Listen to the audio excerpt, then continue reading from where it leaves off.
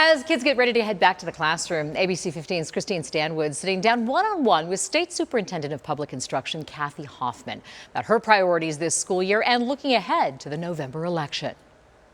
The last few years were the most challenging time for anyone working in our public education system. Arizona Superintendent of Public Instruction Kathy Hoffman sitting down one-on-one with us. Hoffman prioritizing students' mental health following the pandemic. I have a student advisory council, and when I hear from them, they time and time again raise the issue of mental health. They're very concerned about suicide prevention as well as having access to resources in their school sites to make sure that their mental health is considered a top priority. And looking ahead to November, I am really fired up and excited to win that second term. She will face off with one of the Republican candidates. What's one thing that you want voters to keep in mind when they're voting in the primary? What do you not want them to get caught up in?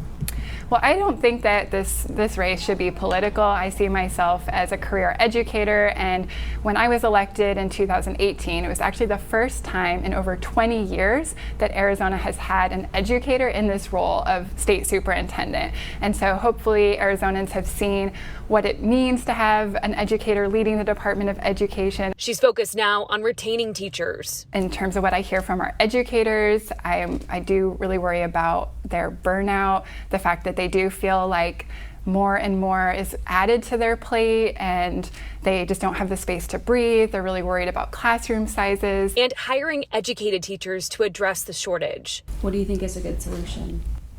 I would start with ensuring that our teachers have competitive pay.